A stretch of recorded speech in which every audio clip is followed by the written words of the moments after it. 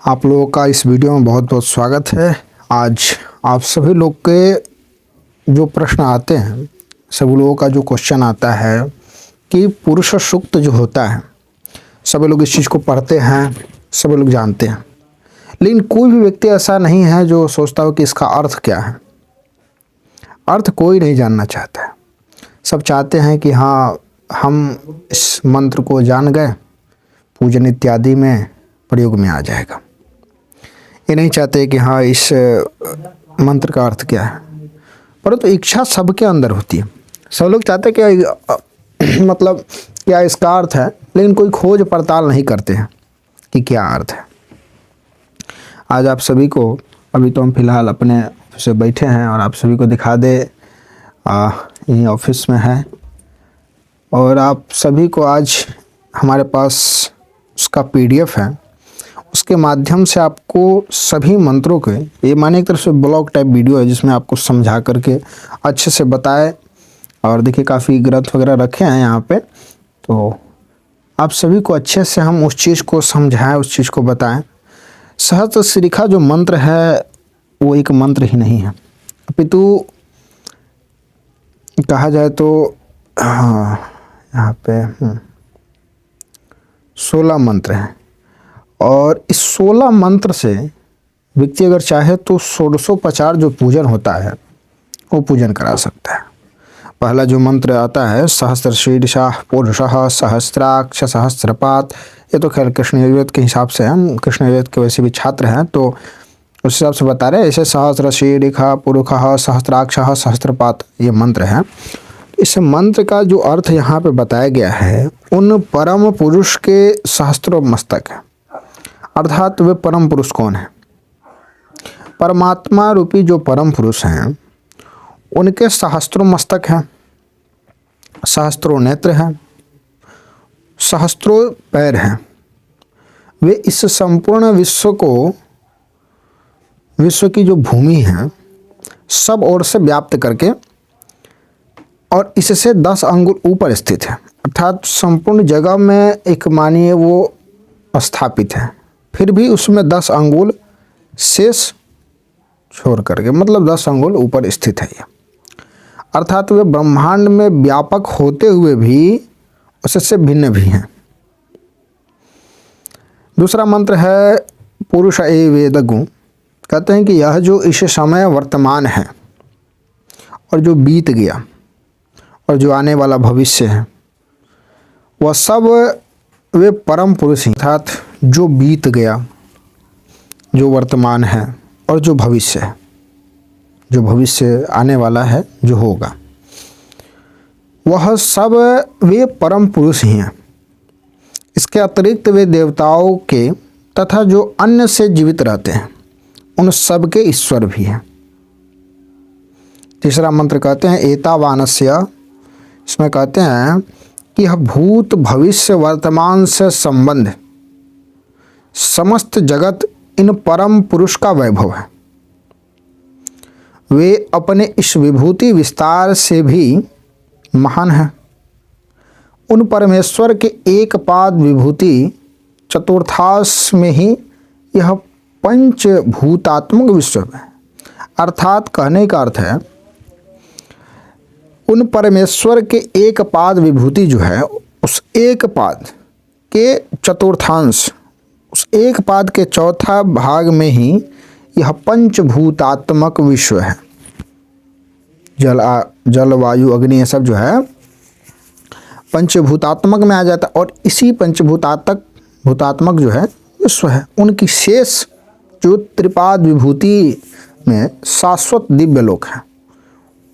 मतलब एक जो कहा गया यहाँ पे, एक पाद, अगर 4 पाद हम करते हैं तो पहला पाद जो है उसमें चौथा अंश में ये पूरा विश्व आ जाता है। उसके बाद उनकी शेष जो 3 पाद हैं त्रिपाद विभूति में शाश्वत दिव्यलोक, वैकुंठ, गोलोक, साकेत, शिवलोक इत्यादि हैं। फिर कहते हैं चौथा मंत्र में त्रिपादूर्ध्वा, वे परम पुरुष स्वरूपतः इस माइक जगत से परे त्रिपाद विभूति में प्रकाशमान है। इस विश्व के रूप में उनका एक पाद ही प्रकट हुआ है। अर्थात एक पाद से ही वे विश्व रूप भी हैं और इसीलिए वे ही संपूर्ण जड़ एवं चेतनमय भयात्मक जगत को परिव्याप्त किए हुए हैं। अर्थात सीधा से इस चीज़ को समझे, इसमें जैसे लिखे हैं कि वे परम पुरुष स्वरूपतः इस माइक जगत, अर्थात माइक मतलब मायाविक, जो ये माया रूपी जगत है, इससे परे त्रिपाद विभूति में प्रकाशमान है। इस विश्व के रूप में उनका एक पाद ही प्रकट हुआ, मतलब एक पाद में पूरा विश्व है, उसी एक पाद में प्रकट हुआ। अर्थात एक पाद से वे ही विश्वरूप भी हैं और उसी एक पाद में वे विश्व रूप को भी अपने दर्शाते हैं। इसलिए वे ही संपूर्ण जड़ एवं चेतनमय भयात्मक जगत को व्याप्त करके रखे हैं। उसके बाद पांचवा मंत्र कहते हैं ततो विराट अजायता विराजो अधिपुरुषः सजातो अत्यरिचत तपश्चात भूमिमथो पुरः। अर्थात कहते हैं उन्हीं आदि पुरुष से विराट उत्पन्न हुआ, वे परम पुरुष ही विराट के अधिपुरुष अधिदेवता रूप से उत्पन्न होकर अत्यंत प्रकाशित हुए। बाद में उन्होंने भूमि लोकादि तथा शरीर जीव उत्पन्न की।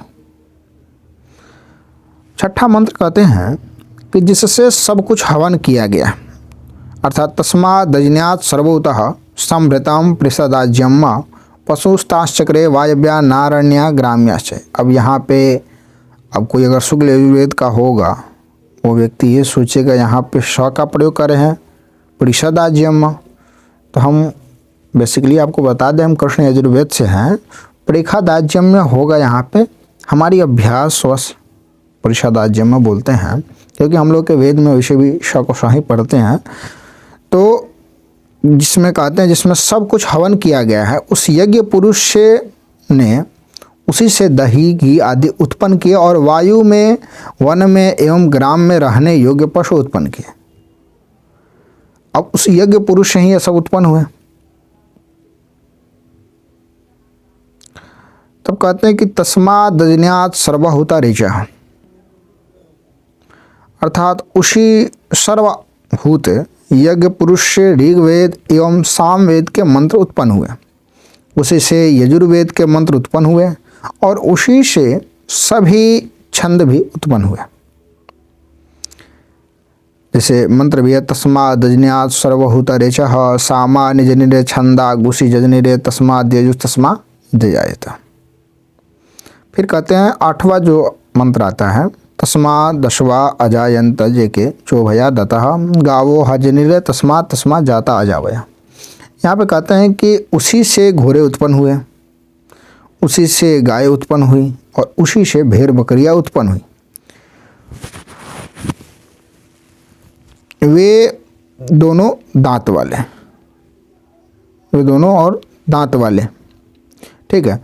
तो यहाँ पे जो कहते हैं कि उस सर्वभूत यज्ञ पुरुष से ही ये सब उत्पन्न हुआ। फिर नौवा जो मंत्र आता है वो है तम यज्ञम बरे प्रोक्षण पुरुषन जातमग्रतः तेन देवा अजंत साध्या ऋषयश्चय। कहते देवताओं साध्यों तथा ऋषियों ने सर्वप्रथम उत्पन्न हुए उस यज्ञ पुरुष को कुशा पर अभिषिक्त किया और उससे उसका यजन किया। फिर कहते हैं जद पुरुषम यदथुः कतिदा व्यकल्पयम, व्यकल्पयन मुखम किमस्यासित किम बाहु किमूरु पादा उचेत। कहते हैं पुरुष का विभाजन हुआ तो उसमें कितनी कल्पनाएं की गई, उसका मुख क्या था, उसके बाहु क्या थे, उसके जांघ क्या थी, उसके पैर क्या कहे जाते हैं। फिर कहते हैं कि ब्राह्मणोस्य मुखमासीत् बाहुराजन्यः कृतः ऊरु तदस्य जद्वैश्यः पदभ्यागु शूद्रो अजायत। कहते ब्राह्मण इसका मुख था और मुख से ब्राह्मण उत्पन्न हुए। क्षत्रिय दोनों भुजाएं बने, दोनों भुजाओं से क्षत्रिय उत्पन्न हुआ। इस पुरुष की जंघाएं ही वैश्य हुई, अर्थात उनसे वैश्य उत्पन्न हुए और पैरों से शूद्र प्रकट हुए। फिर कहते चंद्रमा मनसो जात चक्षो सूर्यो अजायत श्रोत्राद्वायुष प्राण च मुखा दग्निरजायत। कहते हैं कि इस परम पुरुष के मन से चंद्रमा उत्पन्न हुए। चंद्रमा मनसो, स्पष्ट यहाँ पे अर्थ निकलता है। चंद्रमा मनसो जात चक्षो सूर्यो अजायत, नेत्र से सूर्य प्रकट हुए। कानों से वायु और प्राण तथा मुख से अग्नि उत्पन्न हुई। फिर कहते हैं नाभ्यायासी दंतरिक्षगो शिष्णोर्देवहु पदभ्याम भू मृदिशः सोत्रा था लोका न कृपया। नाभ्यायासी दंतरिक्षगो शिष्णोर्देव, इसमें कुछ त्रुटि भेद लग रहा है, यह PDF है तो उतना नहीं, फिर भी नाभ्या मंत्र आप सभी लोग जानिए रहे हैं। आप पुस्तक या नित्य क्रम वगैरह खोलेंगे उसमें आपको मिल ही जाएगा। हम उनके अर्थों पे बात करते हैं। उन्हीं परम पुरुष की नाभि से अंतरिक्ष लोक उत्पन्न हुआ। अर्थात यहाँ पे नाभ्यायासी दंतरिक्ष स्पष्ट लिखा हुआ है कि नाभि से अंतरिक्ष लोक उत्पन्न हुआ, मस्तक से स्वर्ग प्रकट हुआ। उसके बाद पैरों से पृथ्वी, पदभ्याम भू मृदिशः, कानों से दिशाएं प्रकट हुई, श्रोत्रा तथा लोकानलोक मतलब कान होता ही है। इस प्रकार समस्त लोग उस पुरुष में ही कल्पित हुए। फिर कहते हैं कि जतपुरुखे न हविखा देवा जन्यमतन्वता वसंतो श्यासी दाज्यम ग्रीक मधवा सरधवी। कहते हैं जिस पुरुष रूप हविष्य से देवों ने यज्ञ का विस्तार किया, यतपुरुखे न हविषा देवा जन्यमतन्वता, उस वसंत उसका घी था। वसंतो श्यासी दाज्यम आज्य, उसके बाद ग्रीष्म काष्ठ एवं शरद ऋतु हवि थी उसका। वसंतो श्यासी दाज्यम ग्रीष्म इदम शरद हवि, ग्रीष्म और शरद जो है वो हवि थी। तो यहाँ पे वसंतो श्यासीद आज्य अर्थात मान लीजिए यहाँ पे घी, और हवि अर्थात हवन सामग्री मान लीजिए हविष। फिर कहते हैं 15वां जो मंत्र आता है उसमें कहते हैं सप्तास्यासन परिधयस्त्री सप्त समिधः कृताः देवा जजतम जजन्यन तन्वानन अवदनन पुरुषम पशुम। इसमें अगर पढ़ेंगे तो जो ओरिजिनल आपका मंत्र वो भी हमको लगता है त्रुटिबद्ध हो जाएगा, इसलिए स्पष्ट रूप से सीधा समझिए। देवताओं ने जब यज्ञ करते समय संकल्प से सप्ताश्यासन परिधयस्त्री सप्त समिधा कृता, देवताओं ने यज्ञ करते समय संकल्प से पुरुष रूप पशु का बंधन किया, तब 7 समुद्र इसकी परिधि अर्थात मेखलाएँ थी। 21 प्रकार के छंदों की गायत्री अति जगती और कृति में प्रत्येक के 7 प्रकार के समिधाएँ बनी। यहाँ पे स्पष्ट है ये भी है सप्तास्यासन परिधयस्त्री ही, परिधि अर्थात रेखाएँ को मान लीजिए, तरफ से मेखला मान लीजिए परिधि। सप्त समिधाः कृताः 7 प्रकार के यहाँ पे कहीं पे वर्णन भी था इसमें। 21 प्रकार से छंदों की 7 14 17 21 त्रिविभाजित करेंगे तो 7 21 हो जाएगा। तो सभी सप्त समिधाः कृताः 21 प्रकार से छंदों की अर्थात गायत्री अति जगती और कृति में प्रत्येक 7 प्रकार से समिधाएँ बनी, छंद को समिधा मानी है। फिर कहते हैं कि जजने न जज्ञमय जंत देवा स्थानी धर्मान्य प्रथमान्य सन्न तेहनाकम महिमानः सचंत पूर्वे साध्याः संति देवा। कहते हैं देवताओं ने पूर्वोक्त रूप से यज्ञ के द्वारा यज्ञ स्वरूप परम पुरुष की आराधना की। इस यज्ञ से सर्वप्रथम धर्म उत्पन्न हुआ। उन धर्मों के आचरण से वे देवता महान महिमा वाले होकर उस स्वर्ग लोक का सेवन करते हैं जहाँ परम प्राचीन साध्य देवता निवास करते हैं। अर्थात सीधा से समझिए तो जो ये पुरुष सूक्त है यहाँ पे इसके बारे में आपको बता दें। मुद्गलोक उपनिषद के अनुसार पुरुष सूक्त के प्रारंभिक 4 मंत्रों में वासुदेव, संकर्षण, प्रद्युम्न एवं अनिरुद्ध इन 4 भगवत स्वरूपों का वर्णन भी होता है। प्रथम मंत्र में भगवान के वासुदेव स्वरूप का वर्णन, दूसरे मंत्र में उनके संकर्षण स्वरूप का वर्णन, तीसरे मंत्र में प्रद्युम्न स्वरूप का वैभव और चतुर्थ मंत्र में भगवान का अनिरुद्ध दुर्निवार स्वरूप है। तो इसमें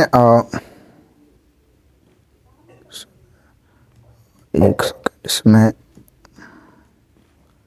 ये जो पुरुषोक्त था ये आपका शुक्ल यजुर्वेद से था। और उसके बाद जो पुरुष सूक्त आता है वो आता है आपका ऋग्वेद से। तो ऋग्वेद में जैसे बताया गया उन पुरुष के सहस्त्रों मस्तक है, सहस्त्रों नेत्र, सहस्त्रों चरण है, वे इस संपूर्ण विश्व की भूमि को सब ओर से व्याप्त करके इससे 10 अंगुल ऊपर स्थित है, अर्थात वे ब्रह्मांड के व्यापक और उससे भिन्न भी है। सेम अर्थ है। एक बार इसको हम देख लेते हैं कहाँ पे इसमें ऐसा बन रहा है कि थोड़ा सा अलग। ये सब सेम है, ये भी ठीक है, ये भी एक सामान्य रूप से है। जहाँ तक ये भी सेम है, ठीक है। तो इस पुरुष सूक्त जो है इसको हम थोड़ा सा देख लेते हैं। देखिए क्या है कि व्यक्ति चाहे तो बिना देखे भी बता सकता है, लेकिन बिना देखे बताने में होता है ना कि कुछ कुछ त्रुटि हो जाती है, और हम नहीं चाहते हैं कुछ ऐसा हो जो त्रुटि हो। बिना देख कर व्यक्ति बताना चाहे तो बताएगा, उसके अभ्यास के अनुसार बताता है, लेकिन क्या होता है ना बिना देखे बताने पे त्रुटि का भी थोड़ा सा भय हो जाता है, ठीक है। इसलिए इसमें जैसे पुरुष सूक्त जो है इसमें 16 मंत्र हैं तथा इसकी महत्ता का विचार इसी तथ्य से किया जा सकता है कि पुरुष सूक्त प्रायः तीनों वेदों तथा अन्य ब्राह्मण संहिताओं में थोड़े बहुत शब्दांतर से यथावत मिलता है। पुरुष सूक्त ऋग्वेद के 10वें मंडल में 90वां सूक्त है और यजुर्वेद का 31वां अध्याय है। अथर्ववेद के 19वें कांड में 6ठा सूक्त है और तैत्तिरीय संहिता, शतपथ ब्राह्मण तथा तैत्तिरीय आरण्यक में भी प्राप्त होता है।